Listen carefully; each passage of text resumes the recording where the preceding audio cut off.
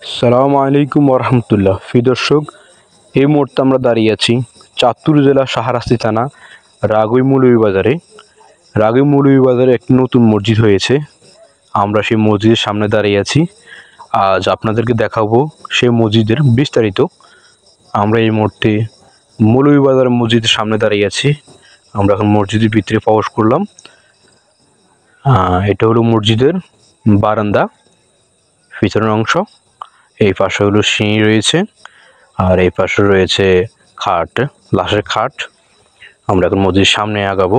এটা হলো বারান্দা, এটা হলো মসজিদের পিছনের অংশ, বারান্দা। এই মসজিদ করার জন্য হসুর ভাইয়ের একজন ভাই, উনি প্রায় 80% টাকা দিয়েছে মসজিদটি করার জন্য। আল্লাহ ভাইকে নেক হায়াত দান করুক, ওনার রিজিক দৌলতে বরকত দান করুক, যেন আল্লাহর ঘরে আরও বেশি সাহায্য করতে পারে, সেই তৌফিক আল্লাহ দান করুক। আমরা এখন ভিতরের অংশে আছি। দেখুন ভিতরের অংশ আমরা মূল মসজিদে। খুবই সুন্দর হয়েছে মসজিদের ফ্লোর, মার্বেল টাইলস দিয়ে করা হয়েছে। দেখুন খুবই সৌন্দর্য, অসাধারণ মসজিদটি করা হয়েছে, অসাধারণ। মসজিদের জানালা গ্রিল লাগানো হয়েছে, তবে এখনও থাই গ্লাস লাগানো হয়নি। মসজিদের এই যে এখানে একটি এসির ব্যবস্থা আছে, এসি ল্যান্ড করা হয়েছে। পরবর্তীতে এসির ব্যবস্থা করা যাবে। আমরা মসজিদের সামনে যাব। এই যে সামনের অংশ দেখুন, উপরে একটি ফ্যানের ব্যবস্থা আছে গরম হাওয়া বের করার জন্য। এখানে মিম্বর রয়েছে, দেখুন খুবই সুন্দরভাবে মিম্বরকে সাজানো হয়েছে। উপরে কালেমা লেখা আছে লা ইলাহা ইল্লাল্লাহ মুহাম্মাদুর রাসূলুল্লাহ সাল্লাল্লাহু আলাইহি ওয়াসাল্লাম। এরপরে আপনারা এর পাশে দেখুন, এখানে একটি বড় একটি ঘড়ি রয়েছে, বড় একটি ঘড়ি। এরপরে এখানেও একটি ফ্যান আছে।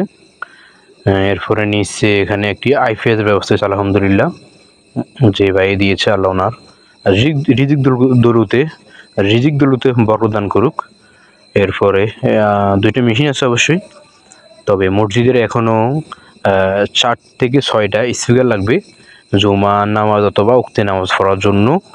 এখনও স্পিকারের ব্যবস্থা হয়নি, থাই গ্লাসের ব্যবস্থা হয়নি। এখনও অনেক কাজ বাকি রয়েছে মসজিদের। এই যে আপনারা দেখুন, উপরে জিমসের কাজ করা হয়েছে। সিলিংয়ে দেখুন খুবই সৌন্দর্য, খুবই নিখুঁতভাবে আর্ট করা হয়েছে, খুবই সুন্দর ফুল। এখনও মসজিদের অনেক কাজ বাকি রয়েছে।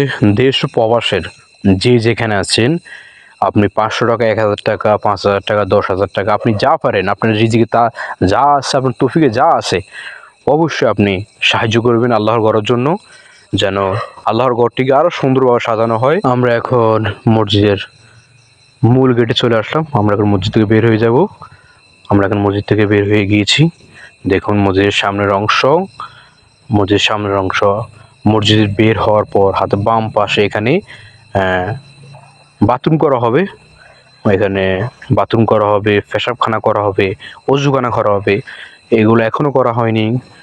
যেটা মসজিদটা নতুন, অবশ্যই আমাদের প্রবাসী ভাইয়েরা সহ যে যেখানে আছেন, দেশ ও প্রবাসী সবাই একটু হেল্প করবেন, যেন আল্লাহর ঘরের মসজিদটা